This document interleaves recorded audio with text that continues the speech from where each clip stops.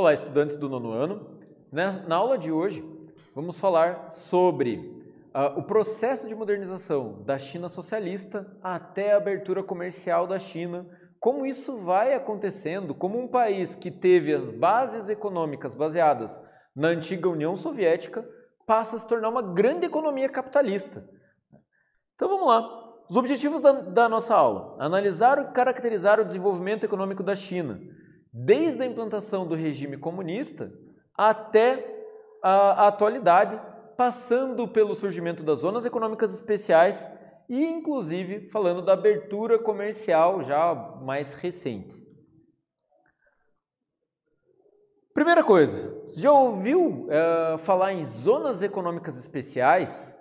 E você já reparou que a maior parte dos produtos tem um Made in China escrito? Por que será que tantos produtos são confeccionados na China? Bem, para isso, é importante lembrar que a China é um país capaz de produzir em larga escala, com uma mão de obra muito barata, além de ter grandes recursos naturais para poder desenvolver essa atividade e pouquíssima carga tributária. Sobre as fases de implantação do regime. Desde a Revolução, na primeira metade do século XX, o regime chinês já passou por várias fases.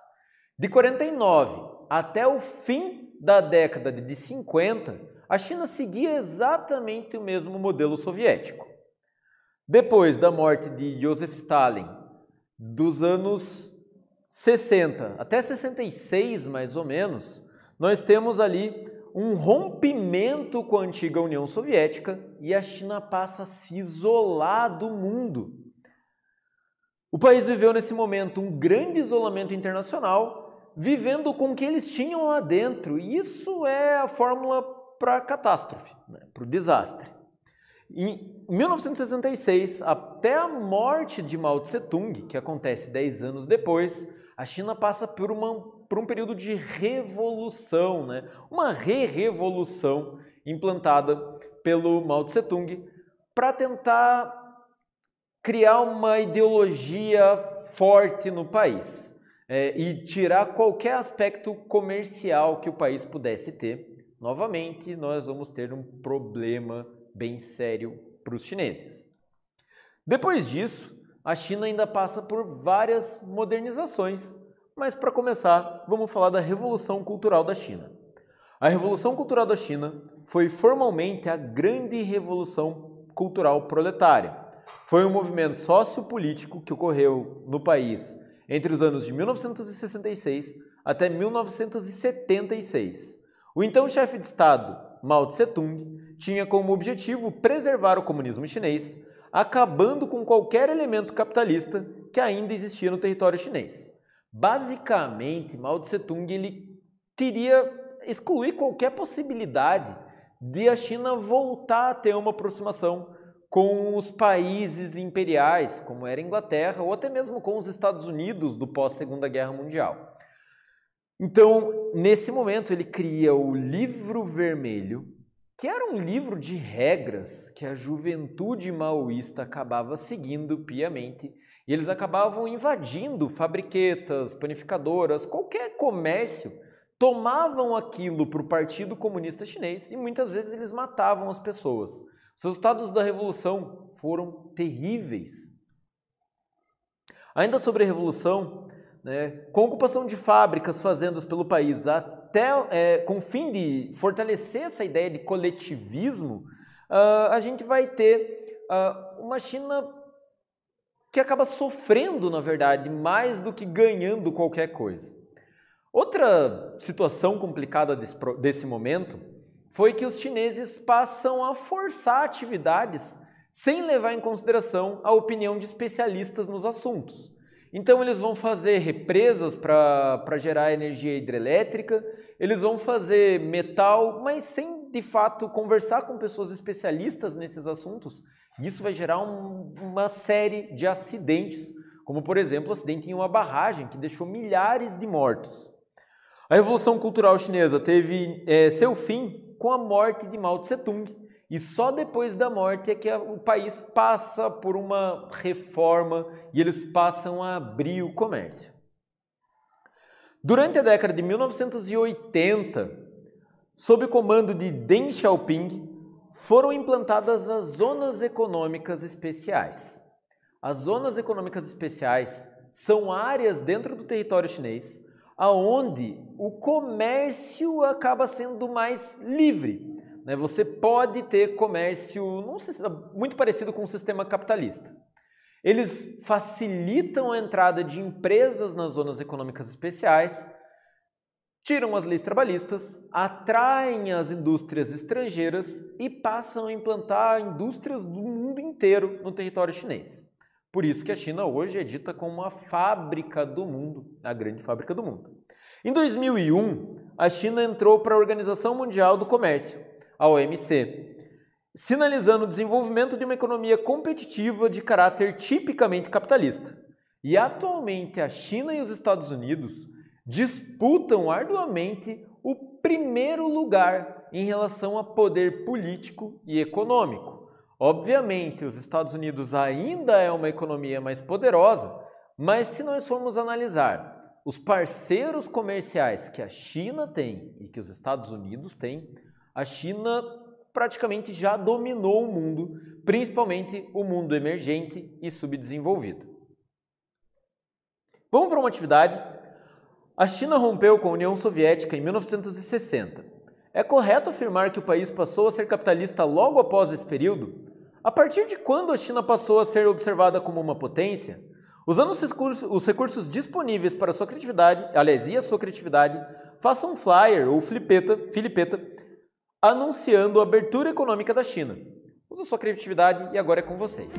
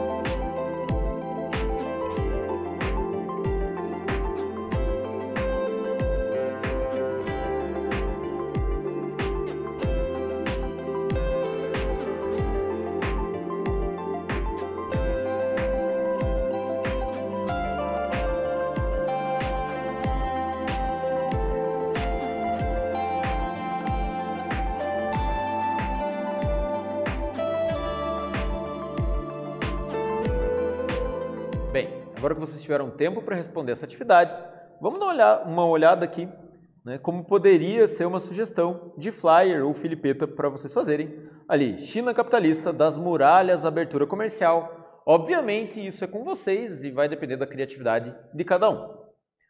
Vamos falar um pouco mais das zonas econômicas especiais. O que são as zonas econômicas especiais?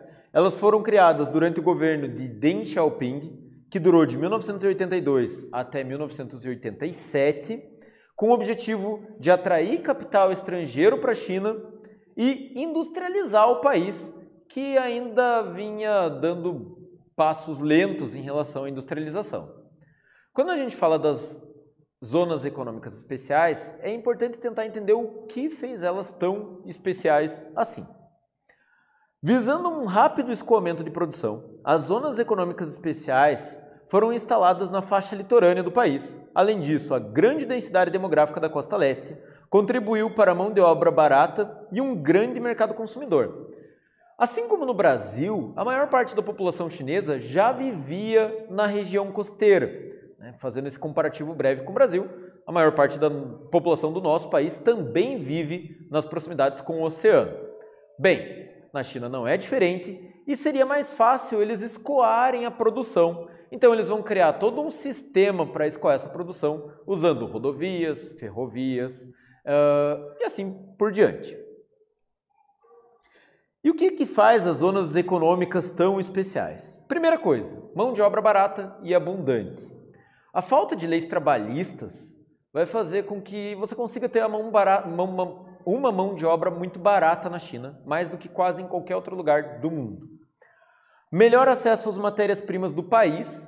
Então a China se propõe em levar as matérias-primas para as regiões econômicas especiais, uma infraestrutura para rápida exportação com várias cidades portuárias na faixa litorânea, além de um amplo mercado consumidor, no caso o maior mercado consumidor do mundo, baixos impostos locais e a isenção de muitos impostos e taxas, e tarifas que são empregadas para as indústrias.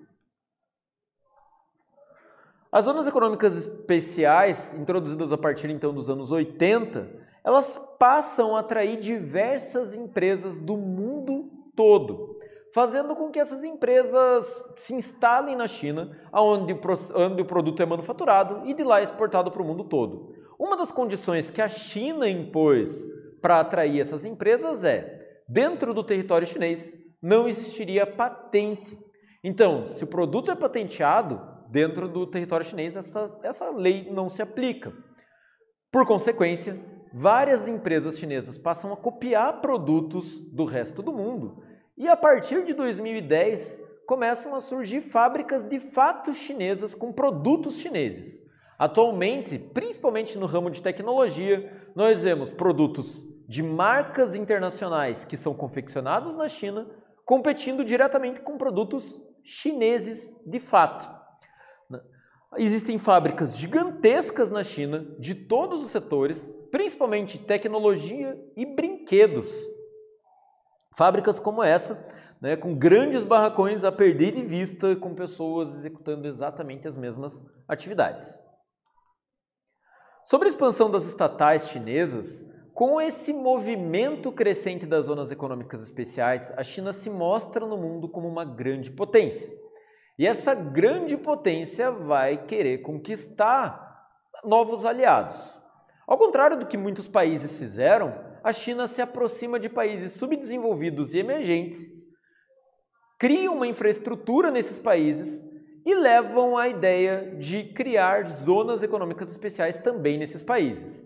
Atualmente, o continente onde a China mais tem parceiros comerciais é o continente africano, e um dos exemplos é o Egito, que tem recebido da China investimento para a construção da Nova Cairo, que vai ser a nova capital do país.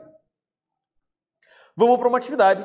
Escreva em seu caderno o que são as zonas econômicas especiais. E agora é com vocês, gente.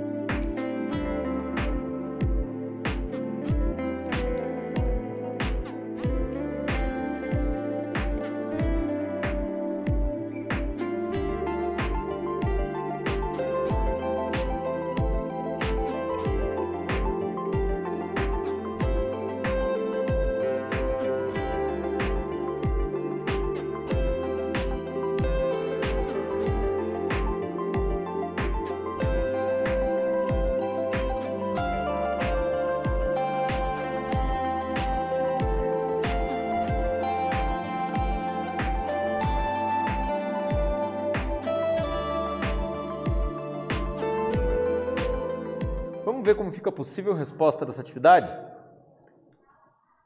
As zonas econômicas especiais foram criadas pelo governo de Deng Xiaoping com o objetivo de atrair capital estrangeiro e alavancar a industrialização chinesa. Falando um pouco mais das zonas econômicas especiais, é importante nós frisarmos alguns aspectos. Mesmo com tantas vantagens, as zonas econômicas especiais recebem muitas críticas. Essas críticas acontecem por conta de problemas de segregação que passaram a acontecer no país.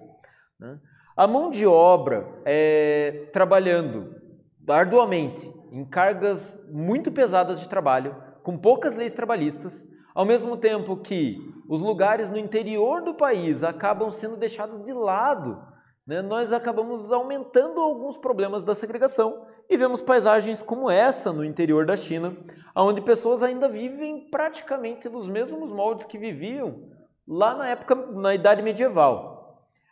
A precarização do trabalho, a concentração de lucros apenas nas zonas econômicas especiais acabam agravando esse problema de pobreza em vários lugares da China. Outro problema que as zonas econômicas especiais causam é justamente o excesso de poluição em áreas concentradas. Muita poluição em pequenas áreas fazem com que aconteçam mudanças nos microclimas regionais. Mais da metade dos rios chineses ou foram poluídos ou simplesmente deixaram de existir por conta das zonas econômicas especiais. Sobre os aspectos das zonas econômicas especiais ainda, diversos países asiáticos como o Vietnã, o Camboja, e até mesmo o Laos tentam implantar esse sistema para alavancar a economia e atrair investimento estrangeiro. Mas esses países já tinham uma certa aproximação com a ONU e percebendo os graves problemas que esse modelo pode trazer, gera várias revoltas populares, como, por exemplo, esses manifestos acontecendo no Vietnã. Vale lembrar que o Vietnã, assim como a China, é um país comunista de capital aberto, mas ainda assim as pessoas buscam por lutar para terem pelo menos direitos trabalhistas. Mais uma atividade: construa um mapa mental com os principais acontecimentos do processo de modernização da China. Mostre seu mapa mental para os seus colegas durante a aula ou para os seus pais, familiares, enfim, agora é com vocês.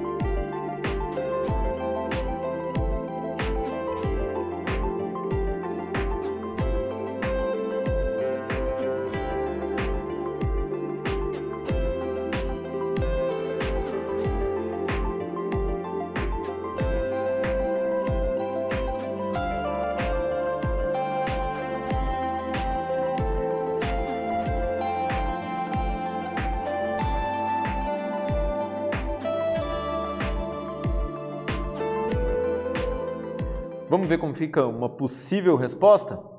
Nós temos lá as trocas comerciais com o Ocidente, fim da monarquia, revolução comunista, rompimento com a União Soviética, implantação das zonas econômicas especiais e a aproximação com a Organização Mundial do Comércio. Na aula de hoje nós estudamos como ocorreu a modernização da China. Eu espero que vocês tenham gostado da aula, né? Nós vimos então esse processo desde ali do poder do Mao Tse Tung até a atualidade. Espero que vocês tenham gostado e até mais, gente.